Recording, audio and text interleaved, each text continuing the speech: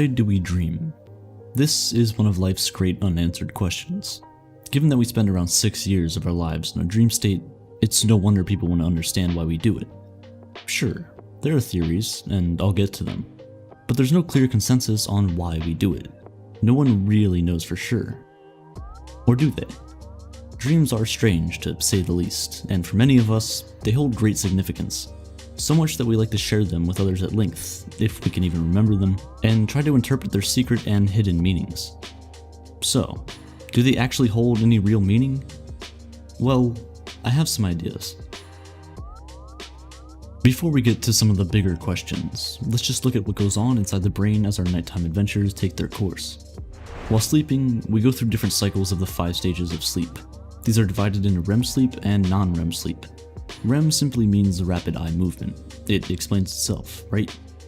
The first 4 stages are non-REM sleep. These are restorative and, for the most part, dreamless. As we move through these initial stages, our brain activity slows. But about 90 minutes after we finally fall asleep, we hit stage 5, REM sleep. This is when the dreaming really gets going. When we're in this stage, the body is, for all intents and purposes, paralyzed. Your heart rate goes up, your blood pressure rises, and brain activity returns to near waking levels. The paralysis in REM sleep is caused by the release of glycine, an amino acid from the brainstem, onto your brain's motor neurons. It's suggested that this paralysis is nature's way of preventing us from acting out our dreams, and that's probably for the best. The limbic system is a pretty primitive part of the brain that deals with emotions, and is very active during REM sleep. It's made up of the amygdala, which is mostly associated with fear, the hippocampus, which is heavily involved in the formation of long-term memory, and the cingulate gyrus, which is involved in our physical reactions to situations. Break down the roles of these bizarre brain structures, and we can start to paint a picture of why our dreams often take the bizarre and scary forms they do. Couple this with the fact that the prefrontal cortex, the part of the brain that deals with logic and self-control, isn't really active during REM sleep, and things might just start to make sense. But understanding it isn't enough to prevent these nightmares from happening. It can also happen while you're awake. Sleep paralysis is a terrifying concept. Like I just mentioned, when you fall asleep, your brain doesn't completely shut off. In order to prevent you from acting out your dreams while you sleep, the brain releases chemicals that leave you paralyzed. This paralysis is supposed to be lifted as soon as you wake up.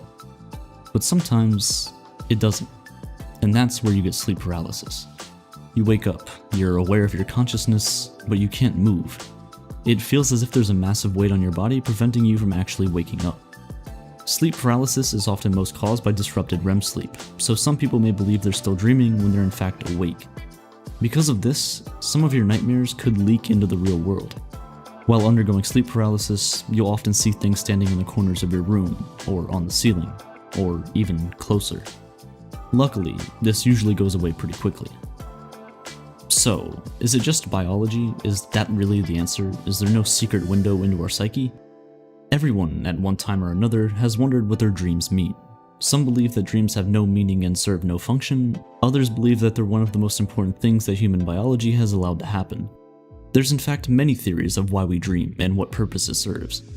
I can't really go any further without mentioning Freud. His theories of dreams are probably the most well-known around the world. It focuses on the content of the dreams themselves as an explanation of the function of dreaming. German psychiatrist Sigmund Freud theorized that dreams represented a window into the unconscious mind, a reservoir of feelings, thoughts, urges, and memories that are beyond our conscious awareness. The bulk of the iceberg submerged deep underwater. Most of the contents of the unconscious mind are supposedly unacceptable or unpleasant, representing feelings of pain, anxiety, or conflict. When we're sleeping, the forces that keep these feelings in check are weakened, allowing us to live out our desires and even fears through our dreams. Freud strongly believed that by exploring dreams, people could increase self-awareness and gain an insight into their unconscious self that would then help them deal with problems in their day-to-day lives. He also argued that the true meaning of our dreams is hidden within their actual content, and that interpretation is needed to understand how they relate to our unconscious fears or desires. Many of you watching might even agree with this. Despite the fact that there is absolutely zero evidence to back this account, it is pretty much unfalsifiable, even though more modern explanations now exist that are better informed due to a deeper understanding of how the brain works. 20th century Swiss psychiatrist Carl Jung also believed that dreams allow us to tap into the unconscious, but argued that it was a collective unconscious that we were able to access through our dreams. According to Jung, this is a theoretical repository of information shared by everyone, in which certain symbols in dreams have meanings that are similar for all people, regardless of culture or location. This could explain why so many of us share variations on common themes in our dreams, like falling, being chased, or our teeth falling out. Any of these sound familiar? Dream interpretation is the process of assigning meaning to dreams. Even today, the practice plays an important role in various forms of psychotherapy, which is surprising given that there is only a little evidence so far that shows understanding of interpreting dreams has a positive impact on mental health. This could be because evidence also shows that people tend not to attribute equal importance to all dreams. Motivated reasoning comes into play. People are more likely to view dreams that confirm their waking beliefs and desires as meaningful compared to dreams that contradict them. But just for fun, let's take a look at some interpretations of the most common dream themes. We've all had the falling dream, right? Well, this could be a warning from your subconscious, and is common in people who are having a major life problem with work or relationships. It could be an indication of insecurities, instability, or worries. You might be feeling overwhelmed and out of control in some situation in your waking life. This type of dream could also reflect a sense of failure or inferiority in some circumstance or situation. It's typically suggested that showing up to work or school naked represents vulnerability and anxiety. Clearly. Research has demonstrated that this dream is common in people who have accepted a promotion, gone off to a new job, or who are coming into public view. Others argue that it means you may be hiding something and are afraid that others can see right through you. And despite the nightmarish feel of dreaming that someone or something is chasing you, it can be considered a positive message and a little prompt from the unconscious to encourage the dreamer to face a problem they've been avoiding. It's suggested that who or what is chasing you and how far away they are is important. These common themes barely touch the surface of the complexity and endless variety and variations of dreams. We know dream interpretation can be entertaining, but there are definitely more contemporary theories about the purpose of dreaming that it's probably important to consider them too. A better understanding of brain function and activity have allowed for the development of neurobiological theories in more recent years, one of which is the activation synthesis theory. Not quite as intriguing as the psychoanalytic approach, in fact it's pretty boring. This theory simply rejects the idea that dreams mean anything at all, which is disappointing. They could be merely electrical brain impulses that pull random thoughts and imagery from our memories. Activation synthesis suggests that humans can create dream stories after they wake up, in a natural attempt to make sense of the absurd. I kinda get it. There are some holes in this theory too though, the main one being that there is vast documentation of the realistic aspects of human dreaming, and evidence that dreams do reflect real-life events that are important or prominent for the dreamer. For example, a study in 2006 asked women who were going through a divorce to report the degree to which their former spouses were on their minds over a 5-month period. These same women were awakened during REM sleep on 3 nights, and asked to provide a detailed account of their dream content. A positive correlation was found between the degree to which women thought about their former spouses during waking hours, and the number of times their former spouses appeared as a dream character. In another study, researchers demonstrated that dreaming can help solve complex mental tasks. Participants were much better, 10 times better in fact, at getting through a complex 3D maze if they had napped and dreamed of the maze before their second attempt. This strongly suggests that certain memory processes happen exclusively during sleep, and that our dreams are not only a signal that these processes are taking place, but seem to be crucial to better performance. So, unconstrained by reality and the rules of conventional logic, the dreams your mind can create have the potential to lay out limitless scenarios to work through problems and produce solutions that you may not have even considered while awake. So, it turns out that dreams can be influenced by pre-sleep emotions, and can be really helpful for problem solving. So that's another theory put to bed. The continual activation theory proposes that the conscious and unconscious mind must remain continually active in order to maintain proper brain function. In this context, dreams function to consolidate working memories into long-term memories, and dreaming is simply an incidental result of the brain's need for continual activation. This means that if the brain's activity falls below a certain level, such as during sleep, it is stimulated to maintain activity through dreams. The expectation fulfillment theory explains dreaming as a way to release emotional arousals that haven't been expressed during the day. This frees up space in the brain to deal with the emotional arousals of the next day and allows instinctive urges to stay intact. In effect, the action we wanted to take is completed in a metaphorical form, and this prevents a false memory being created because we perceive the action as a dream instead. So dreams are metaphors for unfulfilled arousals and expectations, but because sleep does not involve the same stimulation of waking life, dreams draw on memory instead of motor or sensory activity. It is this process that apparently generates the unusual imagery, narratives, and thought patterns we experience in dreams. This explanation has received validation anecdotally through people's personal experiences, but same old story, it is essentially unfalsifiable. Interpretation of dream events is subjective, so we aren't able to put this theory through rigorous scientific testing. I could go on with the theories for days, but you get the point. No one really knows. It's very difficult to disprove most theories. Maybe some of the more fascinating dream phenomena can shed light on the function of dreaming.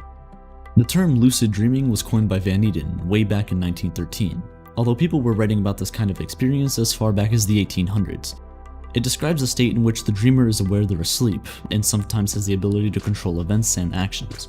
It most commonly occurs during late-stage REM sleep, and essentially allows your conscious mind to control something your unconscious mind normally controls. Lucid dreamers report being able to fly, taste, smell, and touch pretty much anything they want. It's more common than you think, with about 55% of people having experienced this state at one time or another. For starters, participants were asked to perform specific ocular movements if they became lucid while dreaming. By ocular movements, I mean moving your eyes, that's literally it. This is possible actually, and it's kind of ingenious, because eye muscles are free to move during REM sleep. By determining exactly when the sleeper was lucid dreaming, researchers were able to take recordings of brain activity during this state. The evidence showed some interesting and specific brain activity that represents a mixture of both waking and normal REM sleep. It also seems that the brain undergoes a specific altered state of physiology during lucid dreaming that constitutes a hybrid state of consciousness. Studies have shown that the prefrontal cortex, as well as the frontal, parietal, and temporal zones become activated. These areas of the brain are responsible for higher order cognitive functioning, including working memory, cognitive flexibility, planning, inhibition, abstract reasoning, the list goes on. So, besides being quite entertaining, why do it? Can we learn anything from it? Some advocate many potential benefits, including boosting creativity and confidence, reducing stress, and as a possible therapeutic technique to treat nightmares, PTSD, and other mental health disorders. Others view the practice as more spiritual and approach it the way they would a meditation, with the intention of increasing a person's sense of the vastness of reality, opening up new realms of discovery. It's even been suggested that some advanced meditation practitioners are able to become conscious of what is beyond the dream state, the deep formlessness of delta sleep. This is questionable at best and in need of much further study. Given our current relatively limited understanding of the brain, it's hard right now to understand how it could be possible to be conscious of deep sleep, because the brain is in a far more synchronized and deeply unconscious state compared to almost any other state of consciousness. But hey, who knows? Despite the evidence, lucid dreaming remains a controversial topic. Alternative explanations have been suggested for the phenomenon. It may be that lucid dreamers are in a daydream-like state of semi-wakefulness. Or are they dreaming normally but have a memory of the dream and believe that they were conscious and directing the dream but were not? It could be a sleep state dissociation, in which the person is both awake and asleep in the dream state at the same time. I suppose it's even possible that people aren't reporting true experiences, but I personally don't think this is what's going on. If lucid dreaming is as real as the evidence suggests, I'm left wondering. If dreaming serves any of the purposes I've already talked about, such as accessing the unconscious, acting out instinctive urges, solving problems, or whether they're simply electrical impulses keeping the brain from shutting down, how does being a conscious witness affect how they play out? Does it hinder or help? Is it a state of heightened reflective consciousness that humans are meant to access so that we can enlighten ourselves about our life, our world, and our purpose? Or does lucid dreaming stand alone in its function to serve an entirely different purpose? Have you ever dreamt of an event only to find out that it happens in your waking life? It's a weird occurrence. Precognitive dreams are dreams that appear to predict the future through a sixth sense, and there's some pretty famous examples of this happening. When the Titanic sank in 1912, hundreds of people came forward with reports of psychic dreams about it sinking. It was even possible to validate at least 19 of them, including a date-stamped letter. Several people apparently canceled tickets and decided to not travel based on their dreams. Are all 19 of these people psychic? Well, no. In fact, in this case, it's likely to be simple math and the power of probability. Think about it. There's 7.5 billion people on this planet, each having an average of 5 dreams per night, whether you remember them or not. In turn, those dreams support multiple common dream themes, including events like sinking ships and airplane crashes. When all of this is considered, in reality, it's highly likely that many thousands of people will dream about a sinking ship on any given night. Probably tonight too. Now, add in a bit of unconscious insight and media suggestion for a good measure. The Titanic was the world's largest ship on its maiden voyage, and was in the headlines before it even undocked. The media had called it unsinkable. The power of suggestion is immense, and it's no surprise that all this news, attention, and maybe even some nerves about taking such a huge trip infiltrated more than just a few dreams. So, the next time you dream about an event that has nothing to do with you and it comes true, it's probably just a coincidence. Probably. But what about dreaming of your own death? This is a deeply personal experience, and probably not subject to extensive media attention. It's exactly what happened to Abraham Lincoln. 2 weeks before he was shot dead in 1865, Abraham Lincoln had a dream about a funeral at the White House. When he asked someone who was in the casket, they replied, "The president, he was killed by an assassin." Clearly, he didn't listen, because at the time he was assassinated, he had given his bodyguard the night off. If the premonition dream is about something close and personal to you, some might argue that your subconscious mind is accessing a piece of information that you weren't consciously aware of in your waking state. You just missed it. The brain has so much to process every second you're alive, it only makes sense that some information is lost. So it's less psychic power and more inner feelings or intuition that you're experiencing through your dream. And this takes us neatly full circle back to the question of why we dream. If you don't believe in psychic abilities that manifest in dreams, then precognitive dreams are essentially the window into our unconscious. Of course, as always, some disagree with these explanations of precognitive dreams, and suggest that when matches occur on such a reliable and frequent basis, this can't be entirely down to coincidence. Some of these people turn to a mix of philosophy and physics to understand how precognitive dreams might happen. To truly understand these theories, it is necessary to assume that the future consists of many possibilities, and which one becomes reality is determined by the choices we make. The butterfly effect shows up yet again.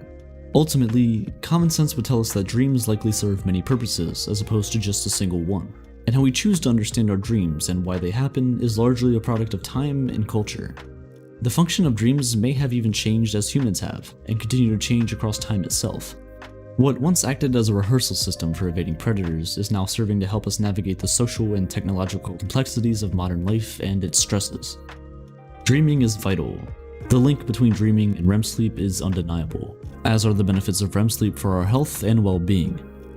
So don't stifle them. They're only trying to help you. Sweet dreams.